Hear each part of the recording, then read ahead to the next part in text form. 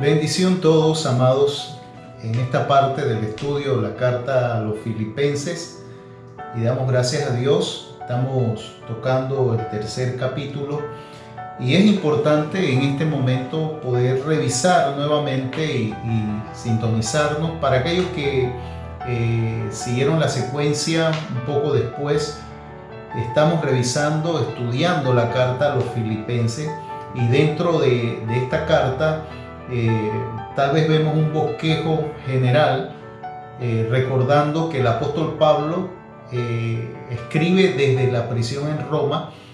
Parte de sus escritos incluye a esta carta, la carta a los Filipenses. Y si nos tocara ver algún tipo de bosquejo relacionado a los capítulos de esta carta, pensaríamos gozo.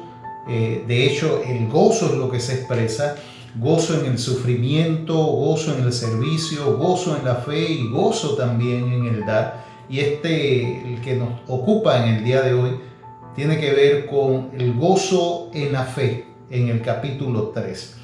Temas que hemos estado viendo y que vamos a ver hoy y luego en el último capítulo, la humildad, uno de ellos como tema importante dentro de esta carta, porque nos muestra a Cristo dándonos ese verdadero ejemplo de humildad, cuando puso a un lado sus derechos y privilegios como Dios para convertirse en hombre, que es lo que nos vimos en el capítulo 2. Puso su vida a fin de pagar por nuestra culpa, pagando el precio más alto, que fue su propia vida, y poniendo a un lado nosotros ahora nuestros intereses personales. Es el ejemplo que nos deja poder nosotros poner ahora nuestros intereses personales a un lado, porque es esencial para todas nuestras relaciones.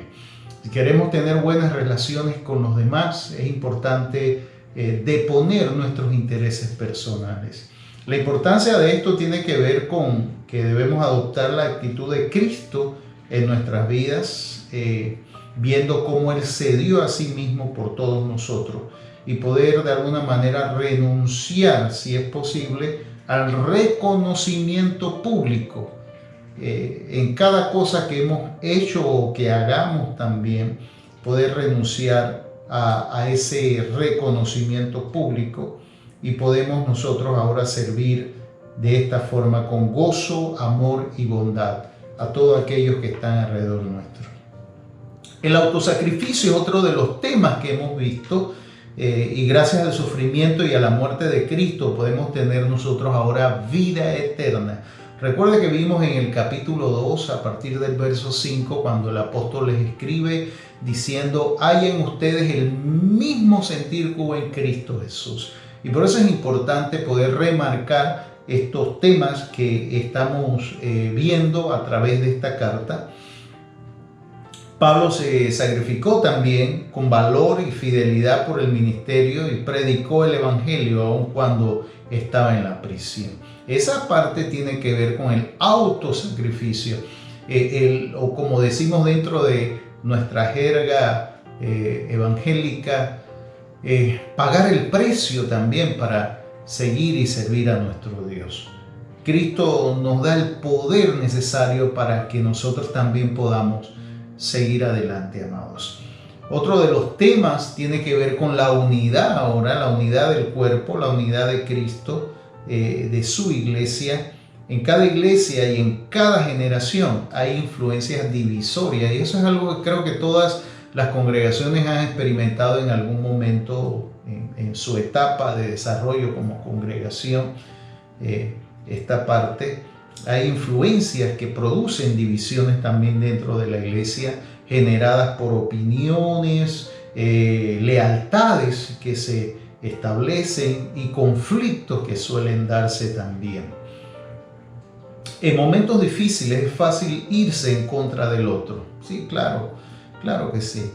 Pablo anima a los filipenses a ponerse de acuerdo con el otro y no seguir discutiendo, y trabajar juntos. Y como creyentes creo que es la norma que el Señor nos plantea y nos marca también. Y esto tiene que ver también con nuestra obediencia a Cristo.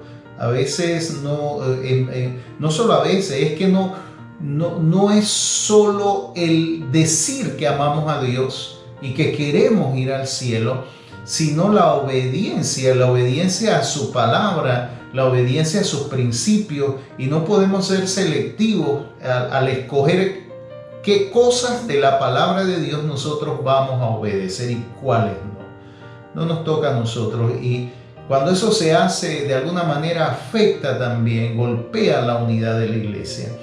La vida cristiana, como parte del tema también que nos plantea esta carta, Pablo nos muestra cómo vivir satisfactoriamente. Podemos llegar a ser maduros al lograr identificarnos con Cristo. La madurez está a la disposición nuestra, porque cuando nos identificamos con Cristo, cuando nos identificamos con nuestro Señor, esto nos permite poder llegar a un nivel también de madurez, ir progresivamente alcanzando la madurez en el Señor, al grado que su actitud de humildad y sacrificio sea la que nos gobierna a nosotros. Cristo es nuestra fuente de poder y nuestra guía en medio de ese proceso y de esa vivir a Cristo. Y el último de los temas que vemos dentro de la carta tiene que ver con el gozo. Indiscutiblemente tiene que ver con el gozo, pero a su forma, más de manera personal y de repente de sus fuerzas más que de la nuestra, las fuerzas del Señor manifestándose entonces en nuestras vidas. Y como decíamos, hemos tocado ya 2 capítulos de la carta y hemos visto el establecimiento de la iglesia en Filipo en Hechos capítulo 16. Y entramos ahora al capítulo 3, que nos habla de ese gozo en la fe. Y nos dice ahora la palabra, las escrituras nos hablan en esta carta, en el capítulo 3, Pablo nos habla de seguir al blanco, seguir adelante, alcanzar la meta, y ese gozo evidenciado en la fe puesta en nuestro Señor Jesucristo. Así que nos preparamos, amados, para entrar. Una vez que hemos visto nuevamente las bases, entramos al capítulo 3, donde el apóstol escribe: por lo demás, hermanos, gozaos en el Señor. A mí no me es molesto el escribirlo las mismas cosas, y para vosotros es seguro. Pablo busca afianzar en la fe a esa congregación que fue establecida, la cual él había expresado un amor, un cuidado paternal, pero también esa unción y ese llamado apostólico se evidenció también sobre esta iglesia. Así que Pablo les está hablando de que para él no era un peso, no era molesto el escribir las mismas cosas, porque para ellos iba a ser seguro. Y hay momentos donde necesitamos revisar y afianzar nuestra fe en la palabra de Dios, esas doctrinas básicas que nosotros hemos recibido. Y Pablo les dice, por circunstancias que ellos están viviendo como iglesia en ese lugar de Filipo: guardaos de los perros, guardaos de los malos obreros, guardaos de los mutiladores del cuerpo, porque nosotros somos la circuncisión, los que en espíritu servimos a Dios y nos gloriamos en Cristo Jesús, no teniendo confianza en la carne. Uno de los males que enfrentó el apóstol Pablo en toda su peregrinaje y el establecimiento de la iglesia en medio del pueblo gentil o de las ciudades gentiles tuvo que ser el judaísmo, o aquellos judíos que se convirtieron a Cristo y una vez que se convertían les querían imponer la ley de Moisés ahora a esa comunidad gentil, a esa iglesia naciente, diciéndoles de que para poder ser salvos y realmente ser salvos y seguir a Cristo, tenían también que guardar la ley. Y son temas que hemos visto en otras ocasiones, pero fue un mal con el que el apóstol Pablo tuvo que lidiar durante todo su ministerio hacia esta iglesia. o el nacimiento de esta iglesia en medio del pueblo gentil. Y Pablo les asevera de que cuídense ahora, y los llama perros, guardados de los malos obreros, guardados de los mutiladores del cuerpo, haciendo énfasis en la circuncisión y diciéndole ahora a la iglesia y entendiendo ahora en esto nosotros, que nosotros somos la circuncisión. Y este es un tema de fe, porque cuando se habló por primera vez de la circuncisión fue en el libro de Génesis, cuando Abraham toma esta señal y circuncida ahora a su hijo, mostrando o evidenciando ese aspecto de la fe y como señal del pacto. Así que para estar bajo pacto de Dios era importante la circuncisión para los hebreos, en este caso ahora para los judíos, y se está perdiendo dentro de esa iglesia judía inicial, compuesta esa facción de los fariseos que se convierten en la imposición ahora de la circuncisión. Nada de lo que nosotros tengamos, nada de lo que nosotros hayamos logrado, ninguna de nuestras tradiciones, amados, va a prevalecer sobre la obra que Cristo hizo en la cruz del Calvario. Por eso Pablo habla del gozo en la fe en este capítulo, porque nos invita a creer en la obra de Cristo en la cruz del Calvario y no en los méritos que nosotros hayamos hecho o nuestros parientes hayan hecho o los logros que hemos alcanzado. Nada de eso realmente tiene un valor frente a la obra de Cristo en la cruz del Calvario.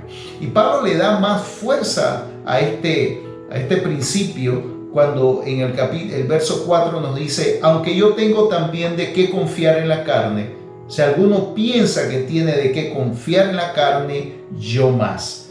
Pablo va a hacer un despliegue de quién era él antes de conocer a Cristo, las cosas que logró, que alcanzó, la teología que desarrolló, la ortodoxia que desarrolló, el linaje del cual venía, su formación, y cómo Pablo plantea el que nada de esas cosas realmente para él ahora tenían ningún valor. Y lo dice de la siguiente manera: circuncidado al 8º día, del linaje de Israel, de la tribu de Benjamín, hebreo de hebreos, en cuanto a la ley fariseo, en cuanto a celo perseguidor de la iglesia, en cuanto a la justicia que es en la ley, irreprensible. O sea que Pablo les estaba diciendo que si ellos pensaban que tenían algo en que confiar en la carne, dice: yo más. Pero cuantas cosas eran para mi ganancia, las he estimado como pérdida por amor de Cristo. O sea, Pablo les está diciendo a estos judaizantes y a la iglesia también en Filipo que ninguna de estas cosas tiene ningún valor delante del Señor, que ninguno de esos reconocimientos, méritos o esfuerzos tienen algún tipo de importancia frente a la obra de Cristo en la cruz del Calvario a favor de nosotros. Y ciertamente, dice el apóstol Pablo, aún estimo todas las cosas como pérdida por la excelencia del conocimiento de Cristo Jesús, mi Señor, por amor del cual lo he perdido todo y lo tengo por basura para ganar a Cristo. Y Pablo dice que todo esto para él ahora era basura. Está hablando de su linaje, de su herencia hebrea, de la tribu de la cual descendía, la tribu que dio al primer rey de Israel, a Saúl. Hebreo de hebreos, y en cuanto a la ley, era un cumplidor de la ley cabal. Y Pablo dice que todo esto ahora lo tiene por basura para ganar a Cristo y ser hallado en Él, no teniendo mi propia justicia que es por la ley, sino la que es por la fe de Cristo, la justicia que es de Dios por la fe. Cuando se habla de justicia, se habla de no culpable. Así que esa no culpabilidad no se la dio la ley, sino que se la dio la fe por haber puesto su confianza en Cristo Jesús, en su obra redentora, en su obra de salvación por todos los hombres, lo cual él entendió a totalidad, a cabalidad, y es lo que él comparte dentro de ese evangelio de nuestro Señor Jesucristo. Y Pablo dice que a fin de conocerle y el poder de su resurrección y la participación de sus padecimientos, llegando a ser a él semejante en su muerte, si en alguna manera llegase a la resurrección de los muertos. Haciéndole énfasis, amados, de que hay un trabajo progresivo del Espíritu de Dios en nosotros una vez que hemos conocido a Jesús, hablando del desarrollo de esa obra en nosotros, hablando de esa perfección que viene, amados, una vez que nosotros estamos en Cristo Jesús y no buscamos alcanzar méritos delante de Dios ni presentar ningún tipo de razonamiento delante de Dios, sino que reconocemos, amados, que es por la fe en lo que ya Él hizo. La no culpabilidad de nuestras vidas está ligada a la fe que hemos puesto en Cristo Jesús, porque alcanzamos justicia de Dios en Él, en nuestro Señor Jesucristo. Y como dice el verso 12, no que lo haya alcanzado ya, ni que ya sea perfecto, sino que prosigo por ver si logro asir aquello por lo cual fui también asido o agarrado por Cristo Jesús. O sea que está manifestando que está Pablo en ese andar, en ese bregar, en ese caminar con el Señor de todos los días, de una manera constante, llenando su lámpara. Es la invitación que Él nos está haciendo. Primero, reconocer a Él que hemos alcanzado justicia de Dios a través de Jesús. Somos no culpables a través de la obra de Cristo en la cruz del Calvario, pero al mismo tiempo caminando día con día para lograr agarrar de la manera que nosotros fuimos agarrados por Cristo Jesús. Hermanos, yo mismo no pretendo haberlo ya alcanzado, pero una cosa hago, olvidando ciertamente lo que queda atrás y extendiéndome hacia lo que está delante. Así que Pablo está haciendo un fuerte énfasis en cuál era su vida antes y cómo aquellas cosas no generaron realmente salvación para él, ni justicia de Dios para él. Porque por más que se esforzó en guardar la ley, no logró alcanzar la justicia de Dios. Porque esa justicia solamente se alcanza a través de Cristo Jesús. Y él está declarándolo, habiendo conocido ahora al Señor, él dice, yo mismo no pretendo haberlo ya alcanzado, pero sí hago algo. Olvido ciertamente lo que queda atrás. ¿Qué cosas están allí que de alguna manera nos generan a nosotros seguridad, convicciones? Y me extiendo hacia lo que está delante. Prosigo a la meta, al premio del supremo llamamiento de Dios en Cristo Jesús. Ese proseguir a la meta, ese seguir adelante, ese no perder nuestro objetivo y nuestra finalidad, que es llegar a la meta, llegar al premio del supremo llamamiento de Dios en Cristo Jesús. Me extiendo hacia lo que está delante, pero para eso tengo que olvidar lo que está atrás. Fijada esa meta delante de nosotros, nuestro objetivo se mantiene firme. Ahora, si revisamos, amados, algunos comentarios, podemos también reflexionar sobre este versículo pensando en niveles de perfección, porque Pablo está hablando de seguir a la meta, y para algunos seguir a la meta es como declarar su propia justicia, el pretender o el creer que algunas cosas que hemos hecho o de alguna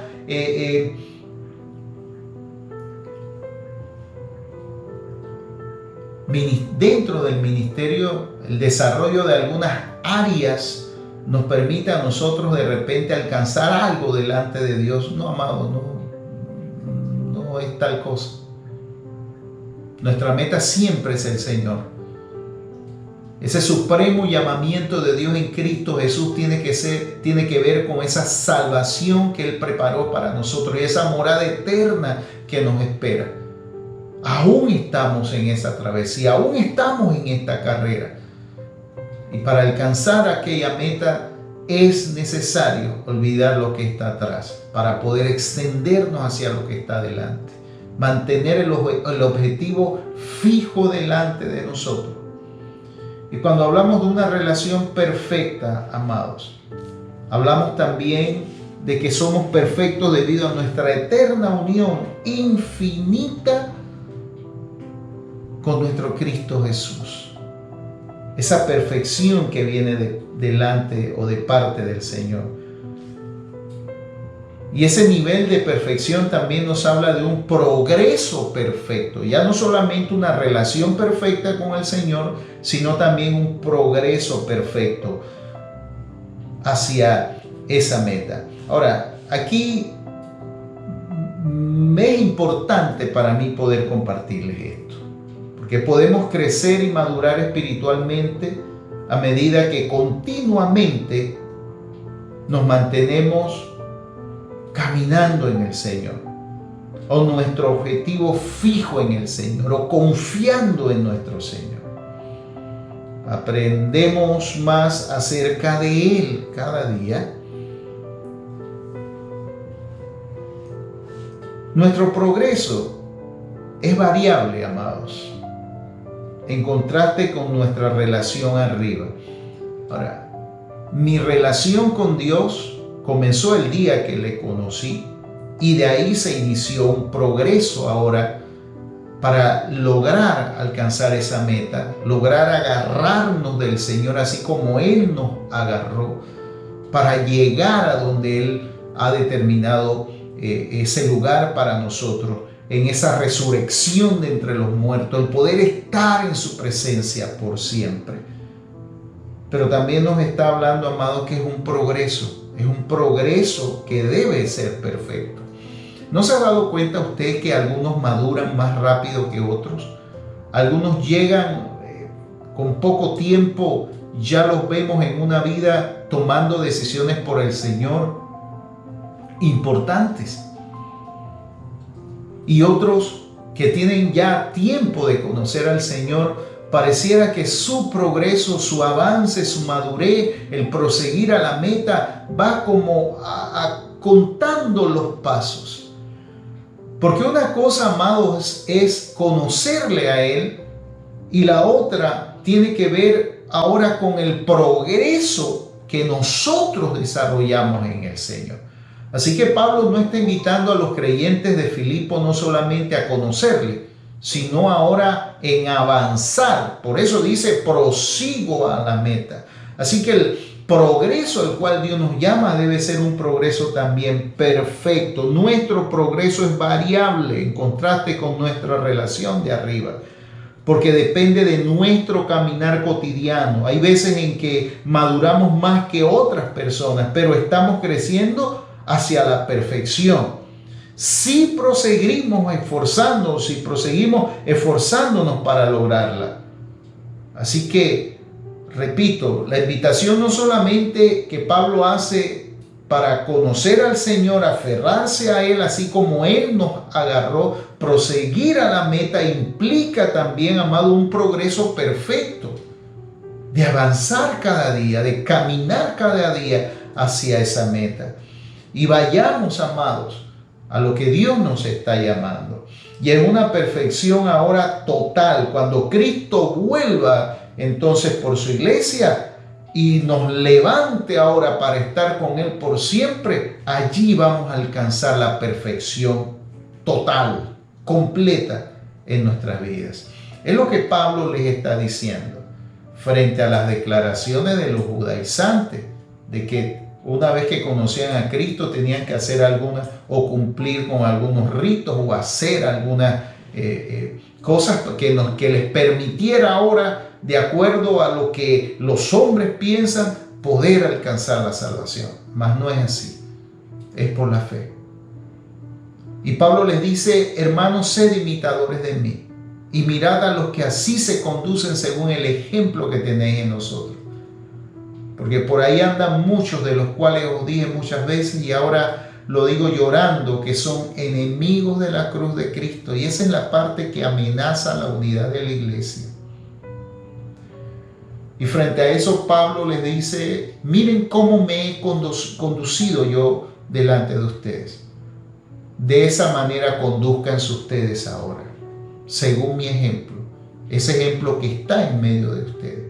Porque por ahí andan muchos, porque por ahí hay quienes ya les he hablado y les hablo nuevamente, y llorando, dice el apóstol Pablo en el verso 18, que son enemigos de la cruz de Cristo, el fin de los cuales será la perdición, cuyo Dios es el vientre. O sea, piensan solamente en ellos mismos, y su gloria es su vergüenza, que solo piensan en lo terrenal, piensan en ellos, piensan alcanzar cosas que le convienen a ellos. Y esto afecta también la humildad. Recuerde, tiene que ver con despojarnos de nosotros mismos para poder ayudar a otros, expresar el amor de Cristo. Expresar ahora la humildad tiene que ver con salir, que salga de nosotros, amados, el ego, que sea Cristo quien prevalezca en nosotros. Y una vez que esto es hecho, Pablo les recuerda: mas nuestra ciudadanía está en los cielos, de donde también esperamos al Salvador, al Señor Jesucristo. No se aferre a las cosas, ni hagamos las cosas por alcanzar el favor de los hombres, o como hemos dicho en otras ocasiones, trabajar por intereses creados o buscando segundas intenciones, sino que lo hagamos sinceramente, honestamente, el servir al Señor con toda humildad, que es lo que nos dijo el capítulo 2, que haya en nosotros el mismo sentir que hubo en Cristo Jesús. Y al final nos declara el apóstol Pablo en su escrito: el cual transformará el cuerpo de la humillación nuestra para que sea semejante al cuerpo de la gloria suya, por el poder con el cual puede también sujetar a sí mismo todas las cosas. Nos preparamos, amados, y caminamos de tal manera que alcancemos la meta. Y cuando ese es nuestro objetivo, no hay nada ni nadie que nos limite, que nos detenga, y los obstáculos que encontremos en el camino los vamos a sobrepasar en el nombre del Señor.